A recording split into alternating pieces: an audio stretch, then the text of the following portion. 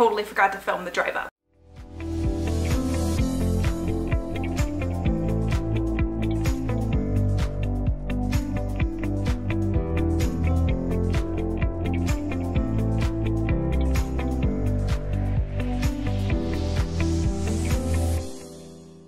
Guys, camping was awesome. We went to Payson Lakes this time and oh my gosh, it was so pretty.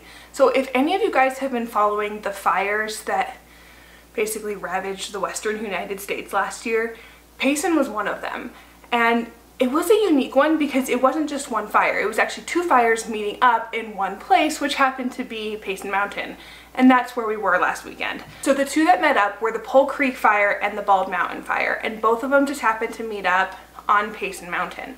And as you watch the time-lapse video of us driving back down the mountain, I'll point out a ton of the different places where you can see where the fire actually impacted the mountain.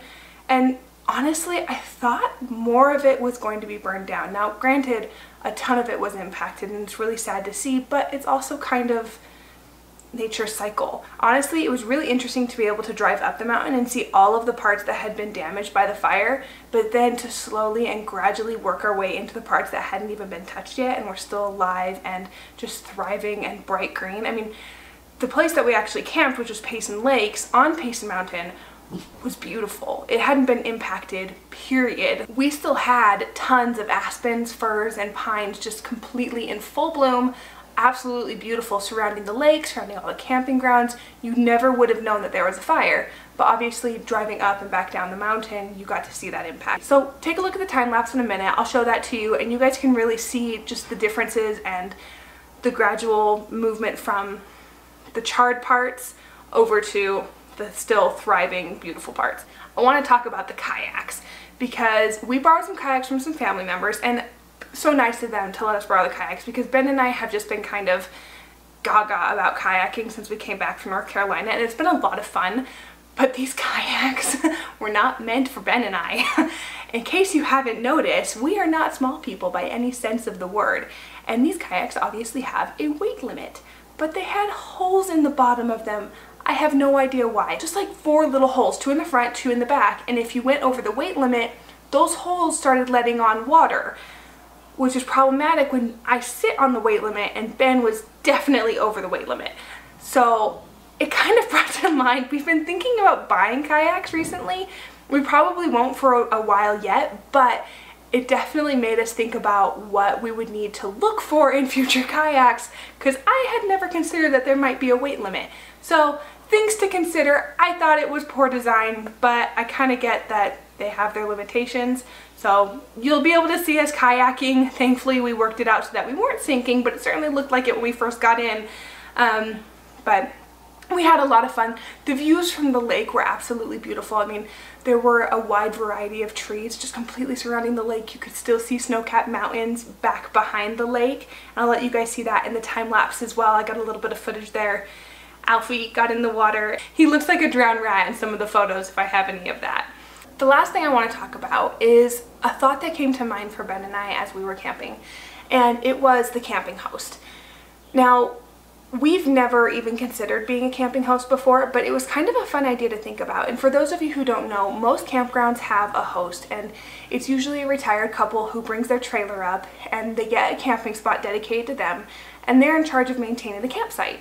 They'll clean the bathrooms, they'll stock the firewood, they'll make sure just everyone's following the guidelines for the campsite, make sure it stays clean, well kept, all of that stuff. But in return, they're at least given a free place to camp for the summer or however long their contract is. There was even some debate as to whether or not they get a bit of compensation for their time, kind of things, just enough to cover like basic necessities like food and toilet paper and anything that they would need while they're up camping.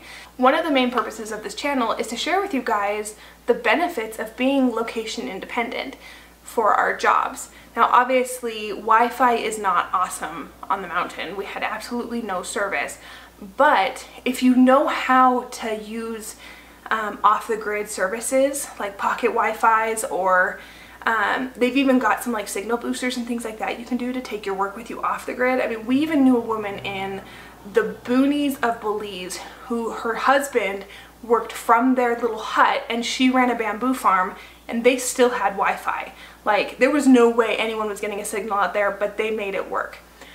The point to all of this is, if you like being outdoors, this is just another way that you can do that whole independent, location independent lifestyle, where you can actually go and take your work with you. You're also being paid to maintain a campground. You get free camping for the whole summer, whatever the case might be. And if you're not sure if this is something you're interested in, go try camping for a summer and take your work with you. But the whole thing that it comes down to is why it's so important for Ben and I, and to share this story with you guys on why we choose to have the jobs that we do. Ben and I do not take this to the full extent that some people do. We still have a home local here in the United States. We, instead of going international and taking our work with us, we choose to go from state to state or city to city and just kind of travel back and forth. I think since we came back from North Carolina, we've decided we haven't actually stayed put for more than 1 week at a time. I think maybe we've hit 2 weeks now at this point, but we've been back for like 3 months now.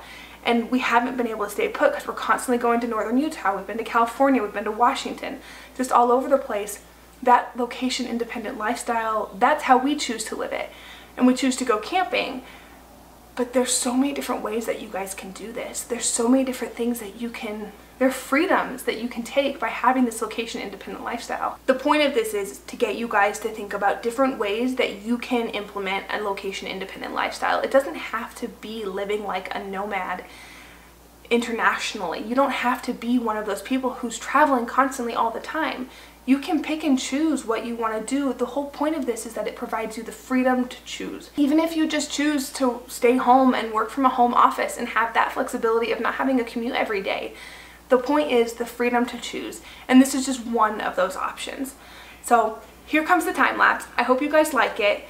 Let me know what kind of things you want to see from our travel videos in the future, whether we're camping, going out of state, going out of country. What kind of stuff do you want us to include in our videos? And just comment down below what you think.